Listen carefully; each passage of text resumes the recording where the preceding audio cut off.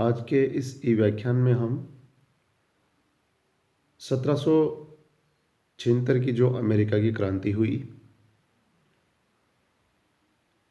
चूँकि America England का एक उपनिवेश था और उपनिवेशों ने अपनी आज़ादी के लिए इंग्लैंड के विरुद्ध विद्रोह किया, जिसमें वो कामयाब रहे। तो अंग्रेज़ों की असफलता के क्या कारण थे इसमें, उसके बारे में आज हम अध्ययन करेंगे। अंग्रेज़ों की पराजय एक आश्चर्यजनक तथ्य था, क्योंकि सप्तवर्षीय युद्ध के बाद इंग्लैंड अजेय माना जाता था और उसकी तुलना में अमेरिकी पक्ष काफ़ी कमज़ोर था। उपनिवेशियों की स्थिति अंग्रेज़ों की तुलना में तुच्छ थी। इंग्लैंड विशाल साम्राज्य का स्वामी था, उसके पास एक अजेय जल सेना थी, आधुनिक अस्त्र शस्त्र, प्रशिक्षित सेना एवं अनुभवी सेना नायक थे। लगभग सभी सामरिक स्थानों पर अंग्रेज छावनियाँ थी।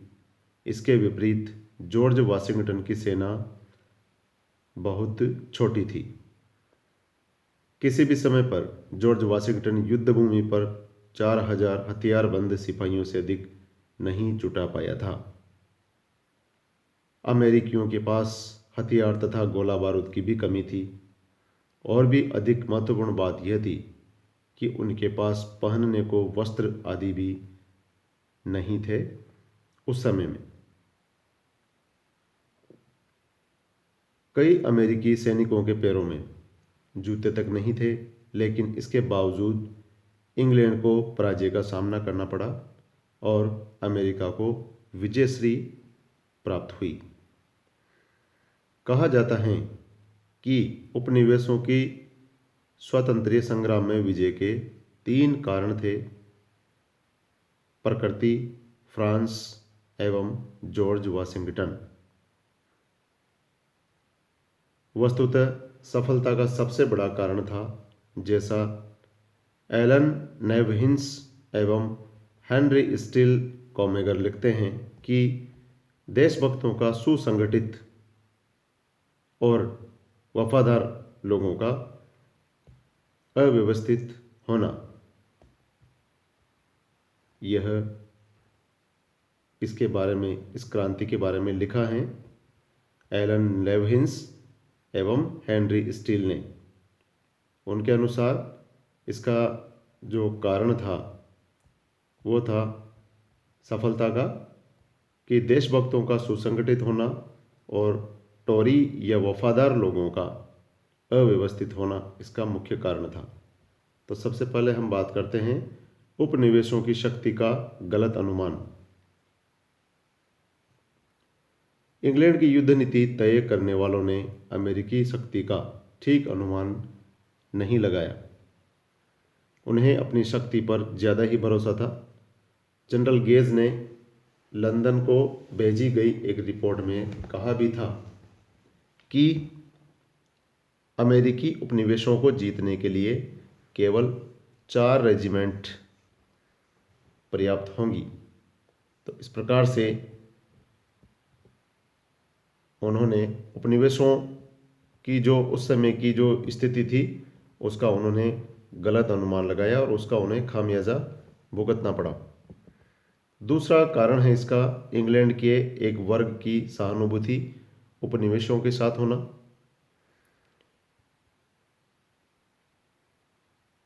कुछ विज्ञ नेताओं जैसे कि William Pitt, Edmund Burke, Charles Fox आदि की सहानुभूति अमेरिकियों के साथ थी। इसके अलावा अंग्रेज सेना के कई सिपाही अमेरिकी पक्ष को सही मानते थे, अतः उन्होंने भी युद्ध में उस भावना से काम नहीं लिया जो कि आमतौर पर सैनिक दुश्मन के प्रति रखते हैं। इंग्लैंड के व्यापारी भी अमेरिका से युद्ध किए जाने के पक्ष में नहीं थे। तो इस प्रकार से इस व्यापारी वर्ग और कुछ उस समय जो शक्तिशाली लोग थे, नेता थे, उन्होंने अमेरिका के पक्ष में कार्य किया और उनकी सहानुभूति उपनिवेशों के पक्ष में थी। तीसरा जो कारण है वो है इंग्लैंड और अमेरिका की दूरी। इंग्लैंड से अमेरिका 3000 मील की दूरी पर स्थित है। यातायात के साधनों के अभाव ने इस दूरी को और अधिक बढ़ाया,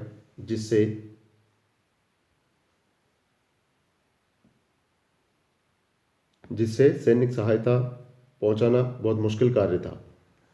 स्थिति और अधिक कठिन उस समय हो गई जब फ्रांस व स्पेन की नौ सेनाओं ने अटलांटिक महासागर पर अंग्रेजी रसद पूर्ति रेखा को भंग कर दिया।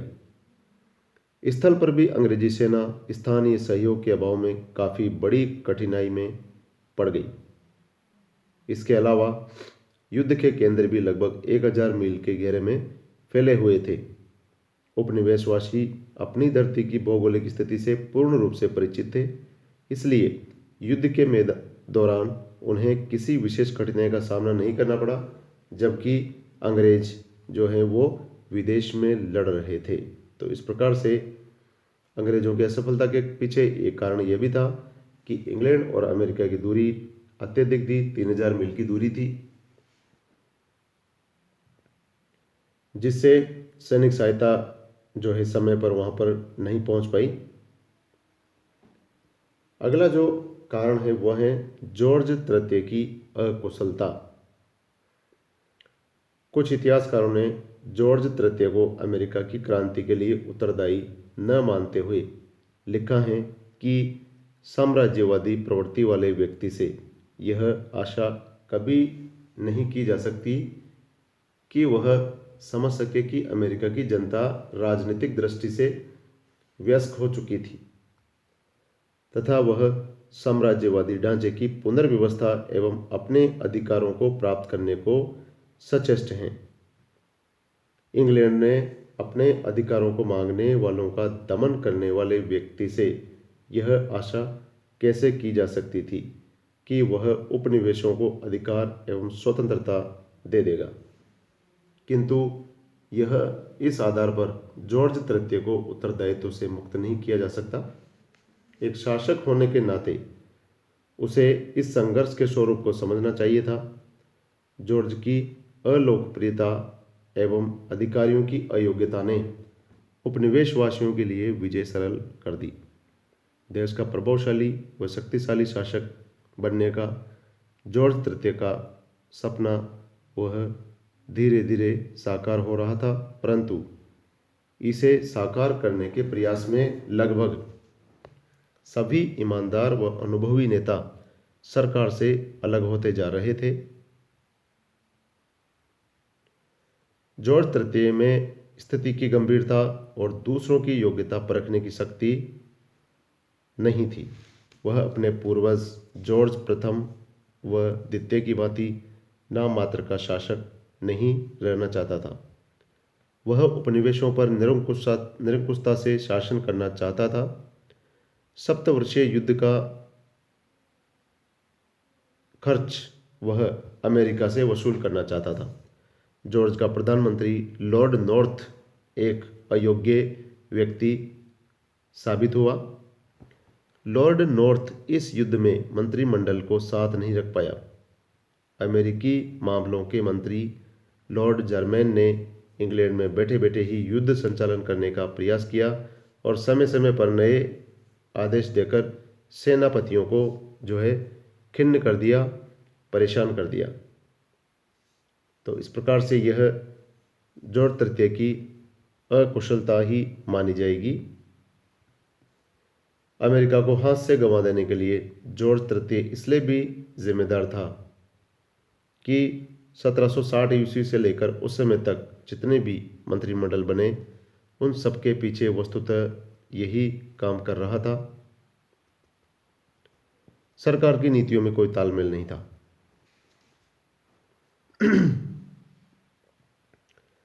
ग्रीनविले की सरकार ने स्टाम्प एक्ट लागू किया तो रॉकिंघम की सरकार ने उसे वापस ले लिया।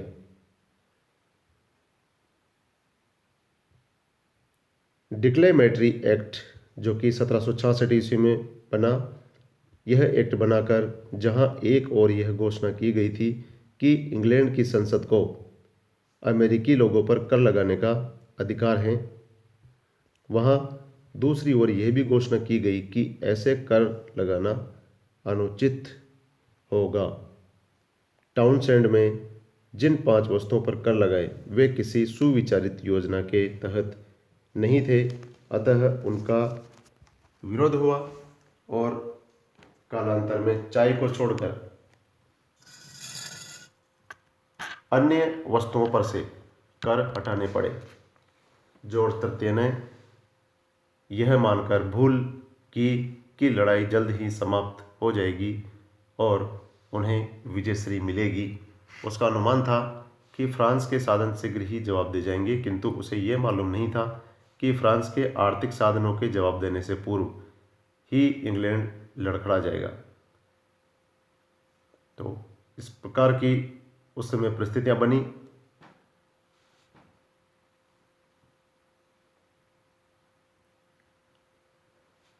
उस समय की जो स्थिति थी, इंग्लैंड की सरकार के पास न कोई नीति थी और न ही कोई योजना, न दृढ़ निश्चय था और न ही युद्ध की कोई सैनिक योजना ही थी।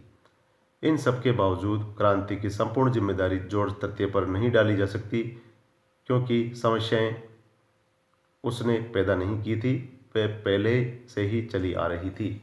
अमेरिकी उपनिवेशों में रहने वाले लोगों में पिछले कई वर्षों से असंतोष चला आ रहा था, जिसके एकाधिक कारण थे, जैसे कि तत्कालीन व्यापार प्रणाली, आर्थिक शोषण, जातीय भेदभाव, शासन की दूषित एवं साम्राज्यवादी प्रवृत्ति। इंग्लैंड की सरकार उनकी समस्याओं को सुलझाने की बजाय उनकी अनदेखी करती रही। समय गुजरने पर यह पेचीदा समस्या बन गई। दुर्भाग्य से इस जटिल समस्या का सामना जॉर्ज तृतीय जैसे अयोग्य शासक को करना पड़ा। अगला जो मुख्य कारण है इसका, अमेरिकी क्रांति की इंग्लैंड में जो है असफलता का, वो है वाशिंगटन का कुशल नेतृत्व। जॉर्ज वाशिंगटन, इनकी जो समयावधि है वो है 1732 से 1799 ईस्वी। जॉर्ज वाशिंगटन एक योग्य एवं कुशल नेतृत्वकर्ता थे।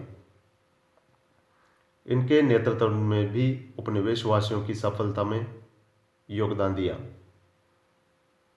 जॉर्ज वाशिंगटन अपनी निष्ठायुक्त देशभक्ति, गंभीरता, बुद्धिमानी और नैतिक साहस के कारण युद्ध में एक प्रेरणापुंज बन गया। कठिन से कठिन परिस्थितियों में भी उसने अपना धैर्य, दृढ़ता और विवेक नहीं खोया। वह उद्यम और सतर्कता का सामंजस्य तक था। अखंड निष्ठा, उत्साह और शालीनता के कारण अंतिम विजयश्री उसी की हुई। वह समय पर कार्रवाई करने में दक्ष था और अपनी धैर्य निष्ठा के कारण ही उसको रेफेवियस की उपाधि मिली थी। वह अपनी फौजों का संचालन बड़ी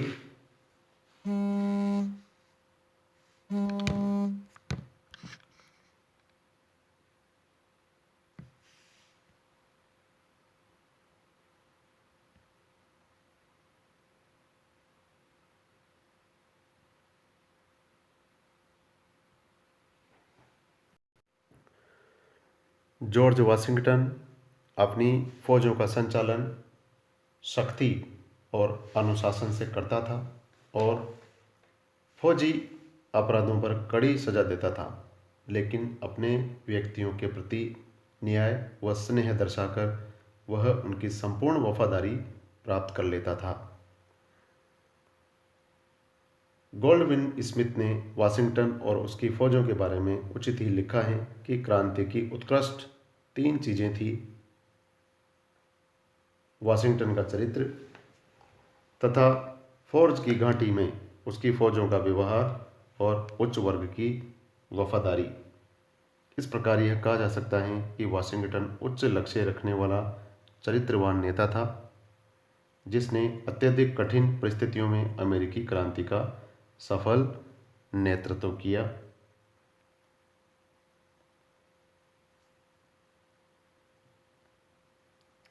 इसके अलावा अगला जो कारण है वो है अंग्रेजी सेना की भूलें।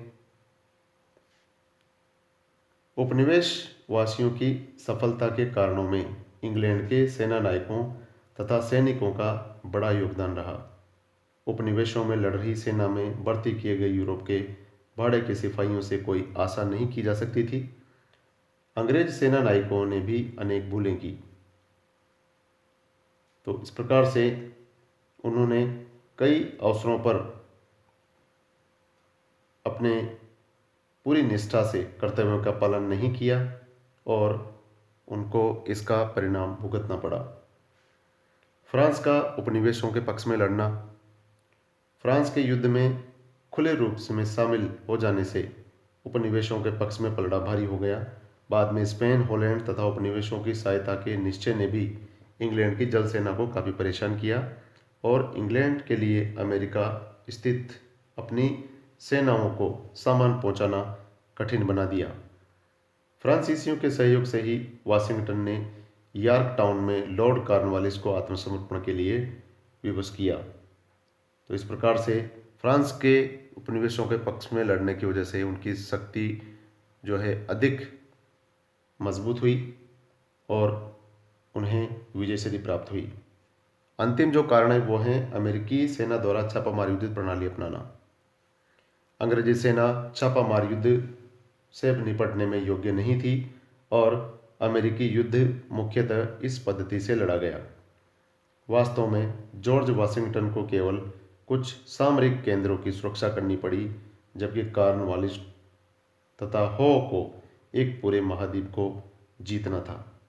लॉर्ड नॉर्थ व जॉर्ज तृतीय ने इस अंतर को ठीक से नहीं समझा। तो इस प्रकार से अमेरिकी द्वारा छापामार युद्ध प्रणाली का उन्हें लाभ प्राप्त हुआ तथा 1776 की इस अमेरिकी क्रांति में इंग्लैंड से युद्ध में इनकी विजयश्री हुई।